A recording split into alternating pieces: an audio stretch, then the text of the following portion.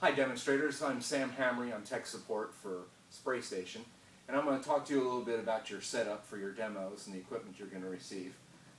First thing you want to look through in your package is the paperwork. There's some information about the demonstration itself, the products that we want you to use, a couple of things you need to pick up when you're at the store. We'll go through that in a minute. You're going to get a sign that you can either tape to the front of the table that you're using or the front counter of the paint area, or sometimes there's a sign right in the front door of the store, and it makes more sense to put this there because more people will see it. So just make sure you put your sign up someplace. You get a couple of charts showing you some information on the different systems. We've got the 3 HVLPs, we've got the 3 True Codes, and there's also a Magnum on here. Just kind of familiarize yourself with this information, and you can keep this with you right there while you're doing your demo and refer to it when you're talking to customers. Here's a chart that talks about why pay more, and it compares the 3 HVLP units to each other. This is another good thing. Scan over this, try and gather up some of this information. The first few items on this are probably the most important. And again, you can keep this with you while you're doing your demo to refer to. And then there's the Spray Station Training Manual, which you're going to go through, and it's going to give you some information about transfer rates and how the tool works and what it can do for you. So get familiar with this, and make sure you fill out your questionnaire when you have an opportunity. We need that done, as soon as we can. So that's the paperwork. Just keep that near you or nearby. Get yourself familiar with it. So the couple of things that we need you to pick up when you're at the Lowe's, and I recommend you go in a day or two early and get yourself familiar with the area. Maybe even introduce yourself to somebody at the paint department, let them know what you're going to be doing. But the couple of things you need to pick up are a drop cloth, an electric cord, and a roll of paper. So the roll of paper is this brown paper. It's right there in Lowe's. We've got the item number in the paperwork. It's a 28-inch wide paper. The electric cord you're going to get, just use an indoor type cord. You don't need a 50-foot outdoor extension. If you can get like a 12-foot indoor cord, that should be enough to reach the electricity that's behind the paint area. You want to get that for yourself. And the drop cloth we recommend is the canvas type, and I believe it's about 4 by 6 feet. It's a small drop cloth, but that's really all you need. What you're going to do with the drop cloth is you're going to open it up, and you're going to spread it out in front of the paint area where you're working, and just lay it down on the floor. You're going to set your spray booth up on top of this so that most of it is out in front of the spray booth on the floor. That way, if there's any spillage or any paint droppings, it lands on the drop cloth, not on the Lowe's floor. You don't want to be responsible for that. The other thing you're going to get in your package is the spray booth itself. So when you take it out of the package, it's just a cardboard booth, and it's in 2 pieces. You got your signage on the front there. Essentially, it's a jigsaw puzzle. So if you look at it, it makes a lot of sense. You want to punch out these areas that are cut out already. And basically, you're just going to unfold it. Unfold it here. On the back, there's Velcro that will attach it and hold it together. At this point, you're going to pop out the feet, fold them in, and then you push these tabs down, and they lock in place, top and bottom, and hold the feet in place. That's all there is to that. Now you turn it around and set it up on your, like I say, on your drop cloth, with most of the drop cloth out in front of it. Fold your wings in. They're going to be at about a 45-degree angle. You get your other piece. Now here we're going to pop out and fold. And the folds are very easy. They're already lined. You can see them very easily. Just kind of go around and fold the whole thing at each end. There's some Velcro here on these tabs. This is what's going to lock it to the back of the spray booth itself. So at this point, there's a slot here. You're going to push that tab through the slot. I'm going to fold the end flap around and connect it to the back. That's where the Velcro is holding it. This little tab has a couple little wings on the back that you just fold up to hold it in place. Same thing at this end. Fold those tabs, fold the end piece around. That's the whole thing. Very simple. At this point, you want to set that up in the right area.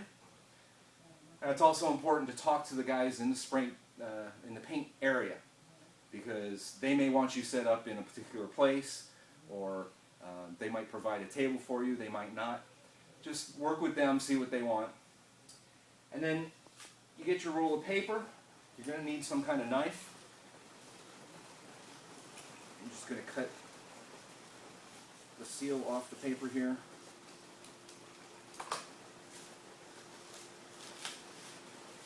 Now, for me, the easiest way to do this is unroll the paper from the back. Set the paper right here on the shelf. Unroll your paper up and over the top and fold it down to hold it in place. Now, that's all there is to it. That's very simple. Now, sometimes I'll have a clip up here to hold the paper in place. But essentially, all you're going to do is you're going to spray on this, and once you fill this area, you're going to unroll more paper up and over the back and fold it down. Now, at some point, you're going to have a lot of paper back there, so again, you're going to take your knife and you're going to go on the back. You're just going to reach behind.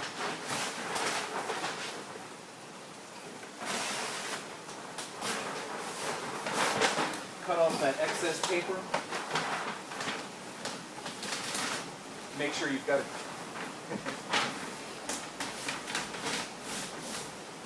good fold there to hold it in place. Okay?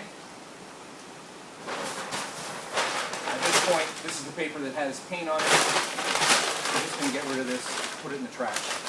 Try not to leave a mess around the Lowe's paint area. It's not a good technique. Alright, so you're also going to get a 2900 spray station. Comes with a gun head. And we're also sending out your first quart of paint, pre-mixed. Okay, so this is basically ready to go on the gun. I do recommend that you stir this slightly before you put it on.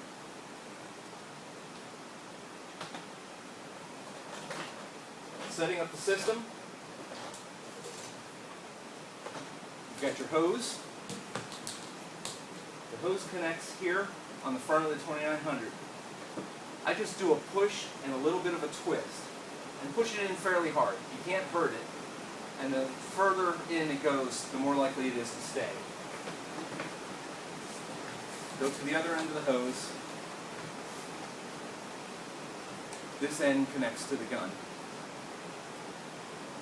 That's all there is to it. Now we're going to pretend that this is our table or our front desk on the paint area, wherever they want you to set up. And the other thing is, I want you to go back on the shelf where they have the HVLP units, and I want you to pull at least one or two of each type unit, and make a little display on the front table where you're doing your demonstration, so that maybe back here you'll have a few boxes stacked showing the different HVLPs. You're also going to have a true coat gun to show, but you won't be demonstrating that. You'll just have it there for people to look at. At this point, I want you to open your can of paint. And if you want, you can do this at home a day early or a couple days early, if you have the opportunity. It'd be good to get yourself familiar with how the system sprays. So you're going to use a paint stick, and I want you to get in, because now this paint might have been mixed a couple of days ago, it might have been mixed a week ago. It just depends on where you are and how long it took to get to you. But I would get in here and I would just stir that paint up. Spend a couple of minutes doing this and get it broken up, and hopefully there won't be any lumps. And that's a nice thickness. We refer to thickness as viscosity. The system also comes with what's called a viscosity cup. This is how you measure the thickness of this material. Basically, the way you use your viscosity cup, you dunk it down into the paint. When you pull it out, it immediately starts draining from the bottom of the cup, and you time how long that takes. What we're looking for is 120 seconds or less. So once the cup empties, that's when you stop counting. If you're under 120 seconds, you're good to go. If not, you need to thin the paint a little bit more until you get it to 120 seconds. So once we've stirred our paint, it's all mixed up properly. We're going to attach the gun to the paint canister.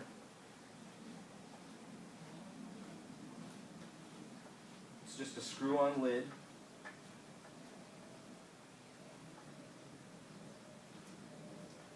There you go. Now you want to make sure that's on there nice and tight so it doesn't leak.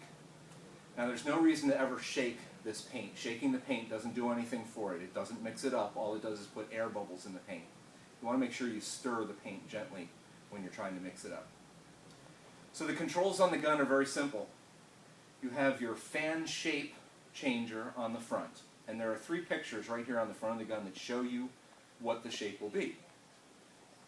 It's a continuous flow, so it doesn't click into any position, but depending on where you set it, will give you that different shape. So what we have is 3 patterns. We have a vertical pattern, a horizontal pattern, and a circle pattern. And you can clearly see them marked on the front of the gun. So get familiar with how that works. On the back of the gun is the paint control flow dial. This is what allows how much paint you want to enter the airstream. Now, the air is constant. The air will always be coming out of the gun, so don't be surprised by that. When the unit's turned on, air's coming out. No paint will come out until you pull the trigger, and the way you control how much paint is coming out is where you set this dial. So I recommend that you start with the dial all the way at the bottom and turn the unit on and test a little spray pattern and increase this by pushing up with your thumb a little bit at a time until you're getting a nice even pattern. Now I'm going to go ahead and do what I just told you, and I want you to watch what I'm doing. You probably won't be able to hear me talking over the unit though, so I'm going to do this and then I'll talk.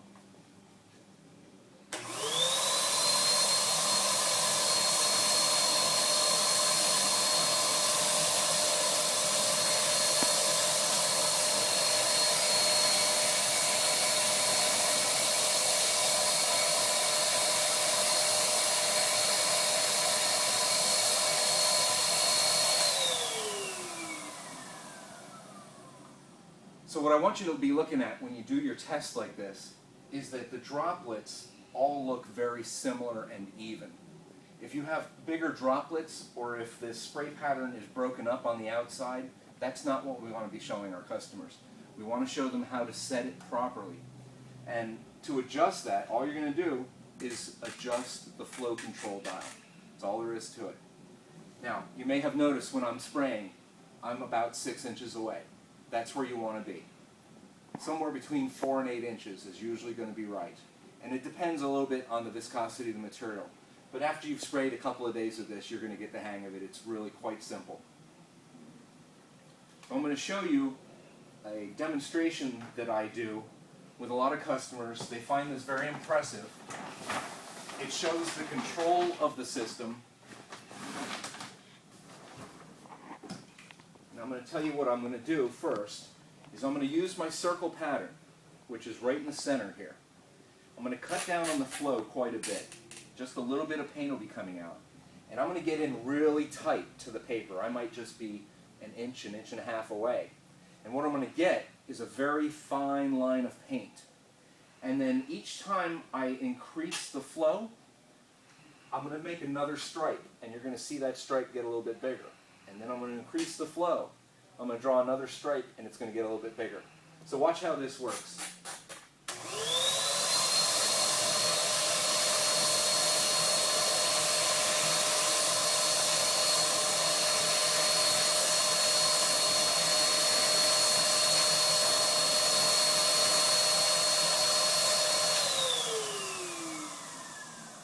Now, customers like that because it shows them control with the gun. But you'll notice that on the bottom one here, where we're getting pretty wide, you start to get some bigger droplets on the outside of that pattern. That's an indication that your settings aren't right.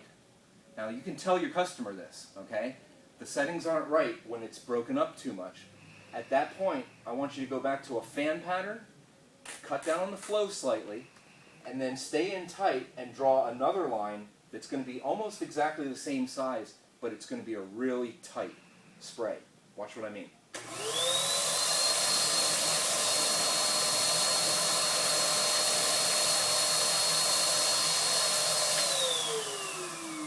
Now I hope this is showing up for you on the video, but you can see how it's broken up on the outside here, and on this one it's nice and tight and clean. That's what we want to be showing our customers. What I recommend is that you get the system out, set it up at home, and do this a couple of times before you go to the Lowe's to do it. And like I say, this is a simple system. It doesn't take long to figure out. Just practice with it a little bit, and you'll do great.